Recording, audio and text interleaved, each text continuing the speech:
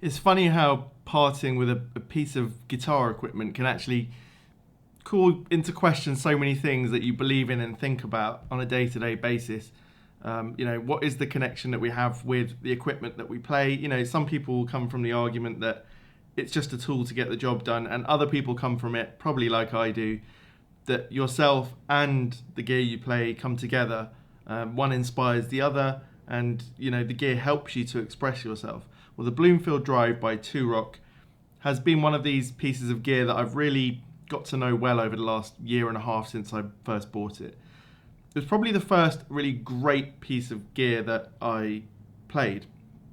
When it arrived, it was so good, I called up the shop where I bought it from and ordered my classic reverb signature. I had to know if that was equally as good. And in some ways it is, in some ways it's better, in some ways it's not. The Bloomfield Drive is equal parts the most hi-fi amp I've ever played in terms of its clean tone. It's just ridiculously good. Its reverb is, it's so good it almost defines the way you play this amp if you want to use the reverb. And then frustratingly, I've never got on with the lead channel that well, and that's the main reason why I'm selling this amp. If I was a person that wanted to play only with pedals, to sculpt my sound, then the Bloomfield Drive would be the amp for me. It's the best pedal platform that I've used, and that's why I've so often used it as the amp to demonstrate pedals and things like that. But there's a point where, you go in a different direction. When I bought the Rift Ainsley Lister amp, it really put a spanner in the works in terms of the sort of amp that I became comfortable with. Suddenly I had this much more saturated, overdriven style of amp with more touch dynamics. And I mean that in the sense that, you can play an amp like the Rift with it set really heavily overdriven and then control it massively with your fingers and your volume knob. The Bloomfield Drive, on the other hand, it feels like it's so in its comfort zone, especially in a studio setting, that it needs to be opened up more and more. And today, seeing as it's the final hurrah for the Bloomfield Drive, that's what I'm going to do. I'm going to open this thing up. It's 8:15 in the morning, and my wife's just gone to work. The kids aren't at home, and I've got some people arriving in 45 minutes for something. So I want to get this loud bit done now whilst people around me are on their way to work and not thinking about the very loud noise they're about to hear. So what I want to do for the first time is not going to crank it all the way. I mean, it's 100 watts, but I'm going to get it to a point that's a bit uncomfortable for me in the room. I'm going to put some earplugs on and just play a Strat for a minute. I just want to see what I can get out of this thing that I never did. So yeah, let's have some fun.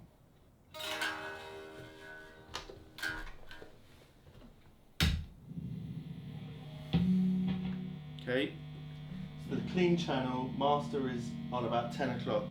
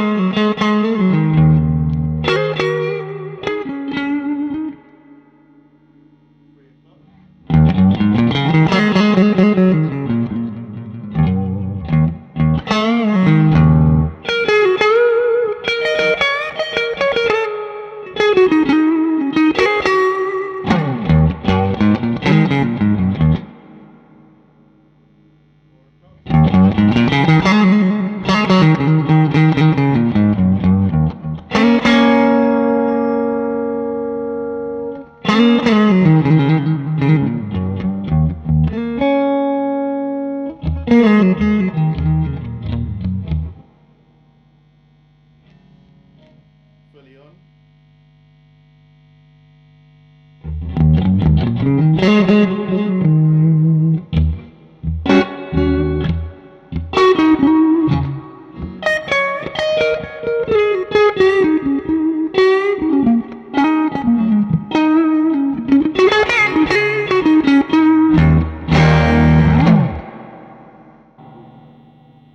Okay, let's keep it at 2 o'clock and just put the gain up. If that was on 1 to 2 o'clock, I'll put that on 3 o'clock.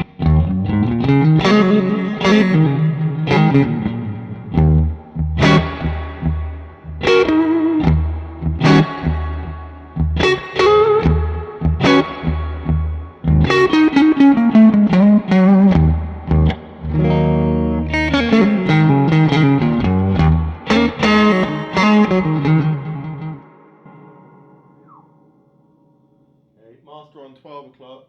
Now I'm going to go into the lead channel.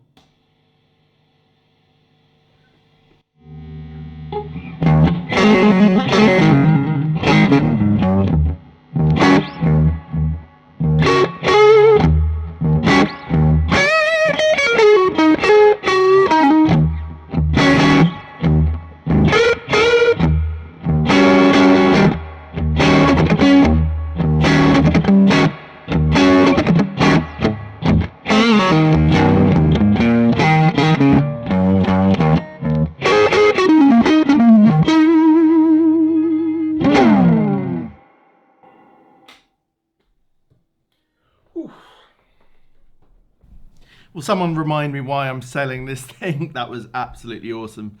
I mean, I had earplugs on which saved my ears there, but I could hear, I could feel more importantly, I was sitting a foot, 2 feet away from the amp. And I normally play that thing at about, I don't know, 9 o'clock volume, and it's perfectly loud enough. I mean, at 100 watts, you get ridiculous amounts of headroom. I mean, on the clean channel there, it barely broke up until we whacked the gain up quite high. It's just flabbergastingly good. It's too easy to knock Two Rock, you know. When any sort of brand gains a sort of devoted following, like Two Rock does, then, you know, it's easy to take a pop at it. And if it's not your thing, you know, it is what it is. It's a very expensive amp, so it's easy to have a dig at it. And the thing is, this amp is not meant to be like the best dirty amp ever, in my opinion. But one thing I've noticed, not just myself, many other people have noticed that in the lead channel there can be this sort of square wave thing that's not that pleasant. Well, I think we've just discovered that that's only when the amp is not loud. Now, I've never played it this loud before, and it just it sounded so much rounder and more, I guess, like it's supposed to. Now, I know the guy that's buying this amp is going to be using an aux box to record it, so he's going to be able to get these tones out of there. Now, it's not the same as feeling it out of the speaker in front of you, but I record everything with microphones, and so it's just not that easy for me to have this amp at its best all the time. Now, if it ever happens in future that I become a live playing musician, I'll probably rebuy a Bloomfield Drive, because I know that for some of the stuff I would make, some of the music I would create, it would be the right amp. The incredible cleans with that reverb would be, you know, it could be 25% of a set that I would use something like that, I would imagine. And then when you mix it with the dirty stuff, it's just, you know, amazing. Now, plans going forward, people have been asking me, oh, I just wanted to answer one question. Somebody in the comments asked me, how much does the reverb change when you hit the lead channel? Well, you heard it there. In the clean, it was really reverby, and when I flicked on the lead, it dips the reverb naturally, and you could hear much less reverb. Plans going forward, you know, my 3 top amps right now are the Matchless HC30, the Rift Ainsley Lister, and this new Bartel Roseland. I've still got to do deep dives on the Matchless and the Bartel. I'm getting used to them. Quick summary for anyone who's interested. The Matchless is more of a specific sound. What I mean by that is I'll set the amp one way and play it, and I'll probably never change the settings. And in that one setting, it's just phenomenal. So it's like the Rift Ainsley Lister for me. It's best in that pushed, overdriven sound, and then roll back your guitar as you need. The Bartell, on the other hand, it's a complex amp. People have said it will take you a long time to get used to it. I'm lucky I get a lot of time, so I probably already spent, 8 or 10 hours with it over the last week that I've had it. And I think I've figured out how to use the tone controls to get a lot out of it. So I can be ready to do a really good set of deep videos on that in the near future for anyone that's interested. If you're hovering with your finger over the button, you can't choose between a Two Rock, a Matchless, a Bartell, and a Rift Ainsley Lister, then here's my quick guide. Or maybe I should make a separate video to that. I will. I'm going to make a separate video. If you want to hear a quick guide as to which of those 4 boutique amps you should go for, they range from about $3,000 to my Bartell 6.5 for the head and cab, or 4.5 for the combo. Then I'm going to make that really soon. I think that'd be really interesting. Lastly, my Two Rock Classic Reverb Signature. It doesn't get played that much. I imagine it's the same story as with the Bloomfield. I'm not getting the best out of it. So there's a very good chance that that one will go. And in its place will come a vintage Super Reverb. I think that's my plan with that one. Luckily, vintage Super Reverbs actually probably cost less than the Classic Reverb Signature, so I can sell that and buy the Super Reverb and keep something in the coffers for another find. And lastly, I'm going guitar shopping at Peach Guitars on Friday. I'm really excited about that. I'm going to take my camera along. They've said I can record a few little bits and pieces. I'm mainly SG hunting, and they've got a really wide selection of top SGs there at the moment, including that ridiculous Jimi Hendrix Signature one, which I may or may not be interested in. I'm certainly going to try it. The only worry I have with the SGs that have 3 pickups is I can't get my fingers in there, and that's what I really like to play with my fingers the most. So I'm going to try that 3 pickup one. I'm going to try some of the 2 pickup Murphy Lab ones. So I'll probably walk away with a Strat. You know how it goes.